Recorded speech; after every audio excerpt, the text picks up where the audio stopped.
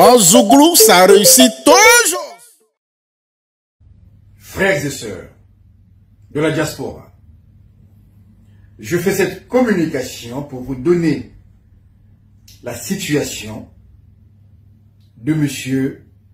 Souleymane Koné, qui est retenu en zone de rétention de Vincennes.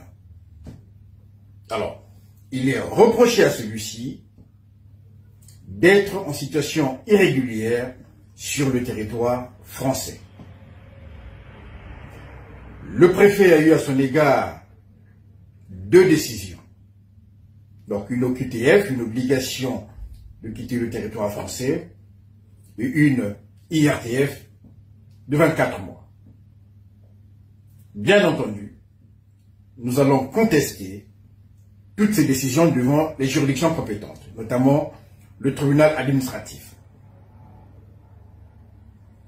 Nous n'avons pas encore la procédure pour voir quel sera effectivement l'axe de défense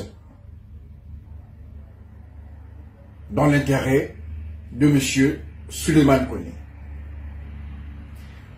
Ce qui est sûr et certain, que celui-ci avait fait une demande d'asile politique qui avait été rejetée. Il est passé devant la CNDA, la Cour nationale de droit d'asile. Et là aussi, il n'a pas eu gain de cause. Il a fait une demande de réexamen de son dossier qui avait été jugé irrecevable. Et M. Koné depuis a sollicité donc un rendez-vous à la préfecture pour qu'il soit régularisé à un autre titre, puisqu'il a un enfant sur le territoire français qui est scolarisé. Et à ce titre, il a eu une convocation pour septembre à la préfecture. Alors, je n'ai pas encore eu l'intégralité de la procédure. J'en ai fait la demande à l'instant devant le greffe du juge des libertés et de la détention du tribunal judiciaire de Paris. Et j'attends que cette procédure me soit adressée par mail. Alors, ce que je vais dire, c'est que M. Koné ne trouble pas l'ordre public. M. Koné a fait une demande de régularisation, puisqu'il justifie d'une convocation pour le mois de septembre prochain à la préfecture.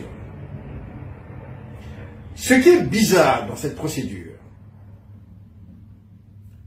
ce sont les conditions d'interpellation de M. Souleymane Koné. Pour un sans-papier ou pour une personne qui cherche à régulariser sa situation administrative, que la préfecture puisse envoyer des policiers portant des cagoules. Je tiens à préciser que une cagoule n'est autorisée que dans des circonstances exceptionnelles. Et généralement, lorsqu'il s'agit des opérations antiterroristes, le grand banditisme, le transfert des détenus dangereux, on n'est pas non plus en déploiement de maintien de l'ordre justifiant des cagoules inifugées. C'est dans ces conditions que M. Souleymane Koné a été interpellé. Les policiers ont monté une surveillance, un dispositif de surveillance devant son domicile, et quand il est sorti, ils l'ont tout de suite reconnu et il a été interpellé violemment. Alors, ce sont ces conditions-là qui nous interpellent. Ces conditions d'interpellation qui laissent supposer que derrière l'affaire Koné, il y a une main noire. Alors, j'aurai la procédure demain. Et je vous assure que nous allons mettre toute notre compétence, toute notre expertise afin que notre frère soit libéré. Car si par malheur, il est renvoyé en Côte d'Ivoire, eh bien, M. Alassane Ouattara, on fera ce qu'il voudra. Vous connaissez la suite. Pas de panique. Monsieur Koné se porte bien. Il a le moral. Et nous sommes là pour lui assurer une défense de qualité. Nous allons tout faire pour qu'il sorte de cette zone de rétention, retrouver sa liberté. Et la deuxième phase procédurale, c'est devant les tribunaux administratifs pour contester toutes les décisions préfectorales que je viens de vous donner.